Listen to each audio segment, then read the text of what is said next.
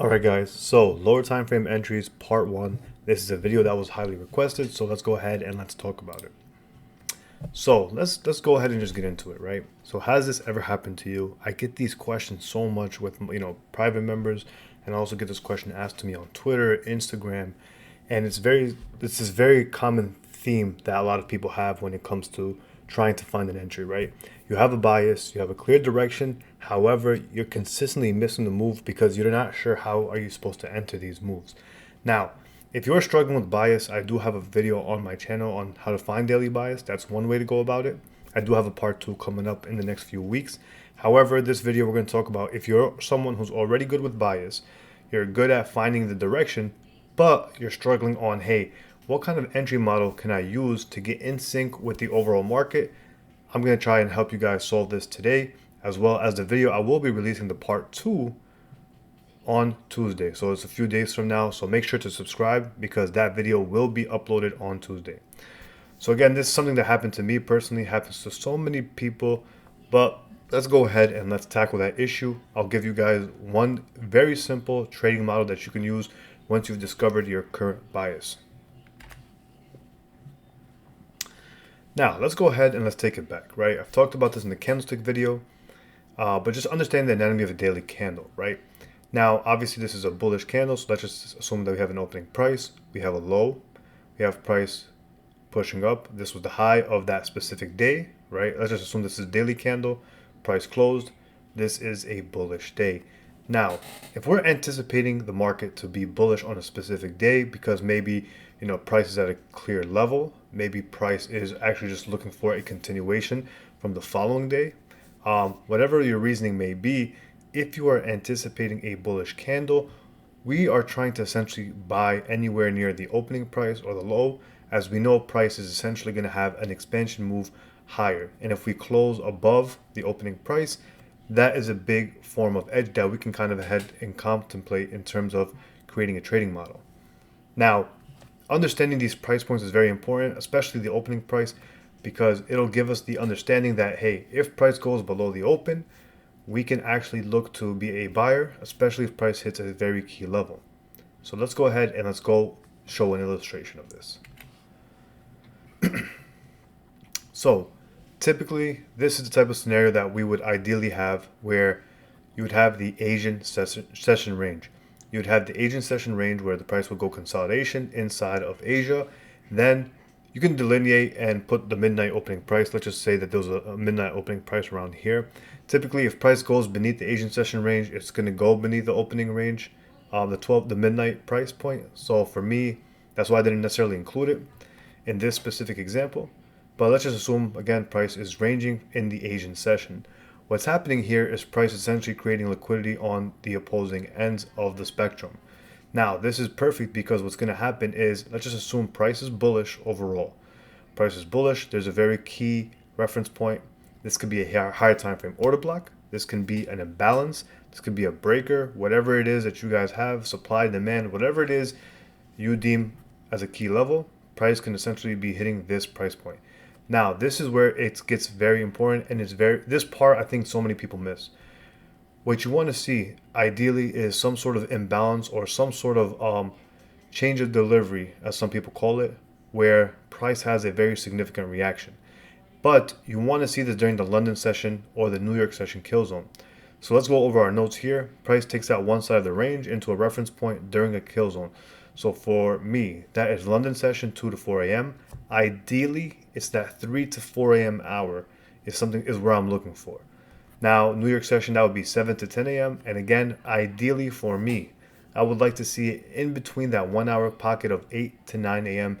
These are Eastern times that we're using. Now again, price forms a level of displacement, creating an imbalance inside of the kill zone. That is very important.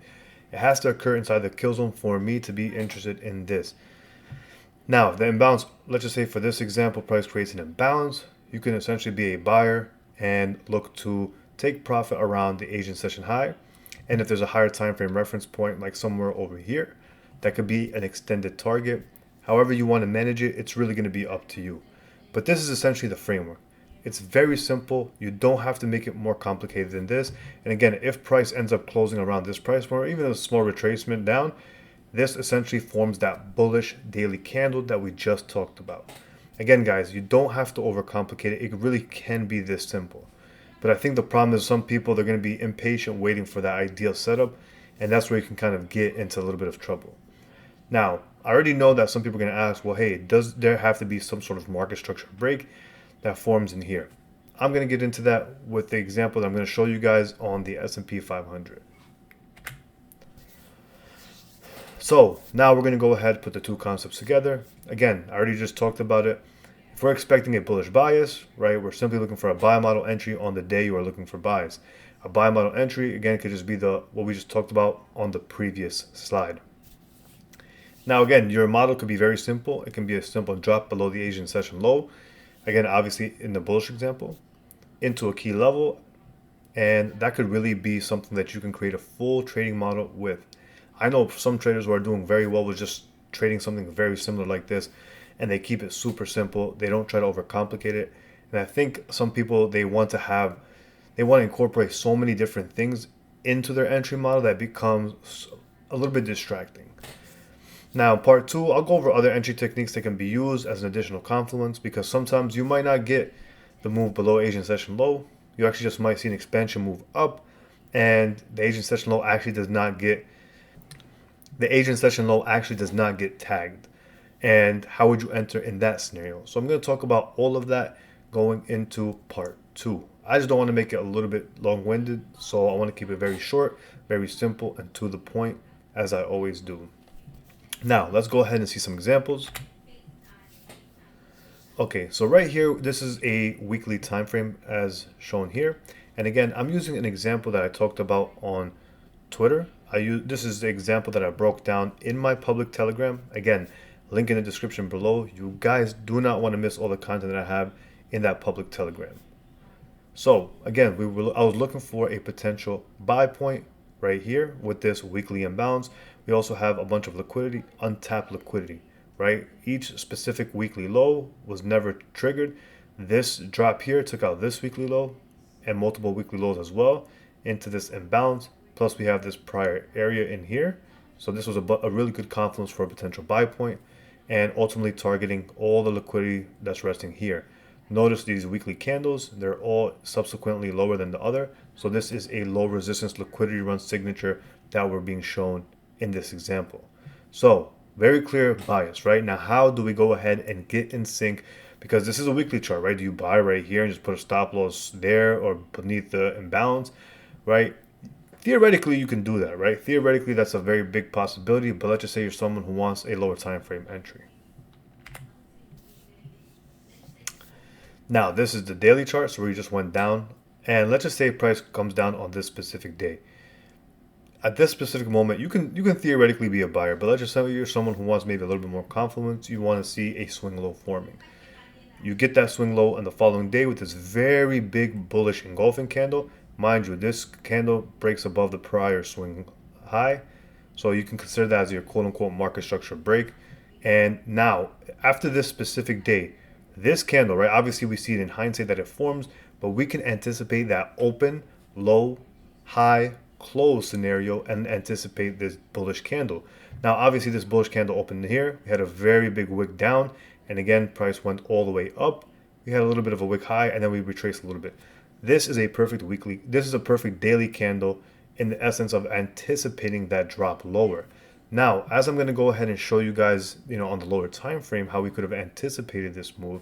And again, this was a move that I called on my it was on my Instagram story and also with my private Discord. I will show you guys and upload it here so people can obviously see it, so that wasn't hindsight, because again, I think it's best to show people before the fact to add credibility to the stuff that you're kind of teaching. I just think it helps people overall, trust the content a little bit more. But nonetheless, let's go ahead and let's get into this specific scenario. So let's go ahead. I'm going to take you guys to TradingView. If you guys want the PDF slides, make sure to join, again, the public Telegram. I will post it in here. So as soon as you guys finish watching this video, it'll already be in the public Telegram, and I'll probably pin it for a few days So that way anyone who comes in and watches the video maybe a little bit down the line, they can kind of watch, they can join the Telegram and download the link. So the link is in the description below, so check it out there. Alright guys, so let's go ahead and let's get into it, right? So here's a perfect example. And this is why I was kind of waiting for a week to show a really good example of everything lining up. And again, you guys seen, called it in the Discord, called it also in my private, on my Instagram story. So make sure to check that out, because sometimes here and there I'll post some trade ideas there. Now, look what we have here, right? This is the Asian session range. And I'm going to show you guys like these two indicators. I do have a video on my channel on the indicators that I use, but I have the Asian session plotted, and I also have this session time here, ICT kill zone, which shows like the 3 a.m. open, and it also shows the 8 a.m. open for New York. So this blue area is the New York open. Now, notice how we're inside of this specific kill zone right here in the New York open. So look what we have here on the 4-hour time frame. We clearly have this bullish imbalance in here. So we have a very clear reference point. Also, on the daily time frame, we were kind of coming into an inversion flip, and let me go ahead and show you guys that. All right, yeah, so on the daily time frame, we have this bearish imbalance, price kind of surged above it, and now it kind of acts as quote unquote support. This also aligned with the 4-hour imbalance point, so we had a very clear quote unquote reference point. Now, someone will ask, like, how do you know if it's not going to retrace a little bit down here? This is where we use the entry model to kind of identify that, because at the end of the day, price could just keep going lower. However, when you have a bunch of liquidity that's kind of resting there, especially coming off such a significant level on the weekly, typically you're going to see a very big move like this to clean house. Again, the video I talked about in the Telegram, we illustrated and we talked about all of this before the fact. So this isn't hindsight. So check that out. This is also in my public Telegram. But again, this is a good area or reference point that we can utilize. Now, just because we have a reference point, we want to see inside the kill zones, do we see price kind of shifting into a bullish state? So that way we can kind of get a better entry, and that way frame a better risk to reward on our trades. So let's go down to the 15-minute time frame. So during London, we actually had the move down. So sometimes you'll get this type of setup maybe in London session, but with S&P 500, sometimes you'll see it more so during the New York session with the equities open.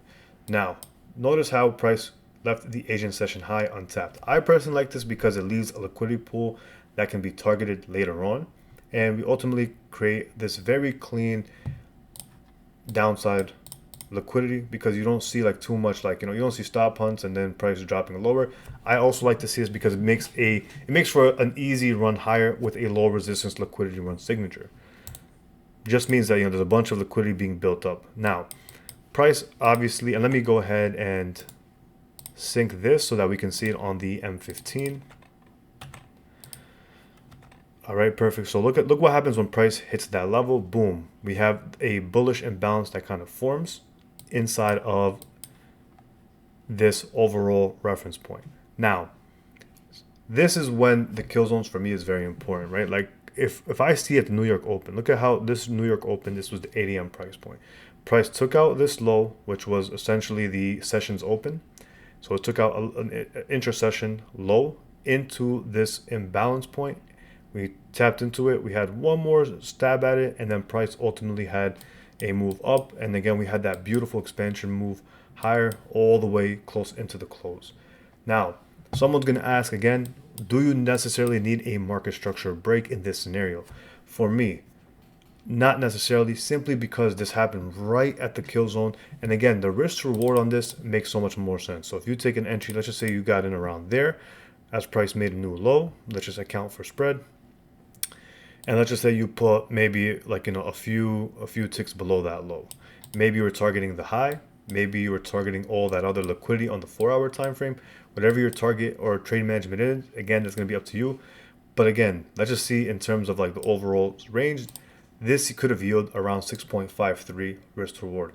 Now, obviously, you're not going to catch the full range of the move. So realistically, you could possibly catch maybe at the very least a 4-hour move, maybe 5-hour if you took if you had a TP of the higher high on the 4-hour.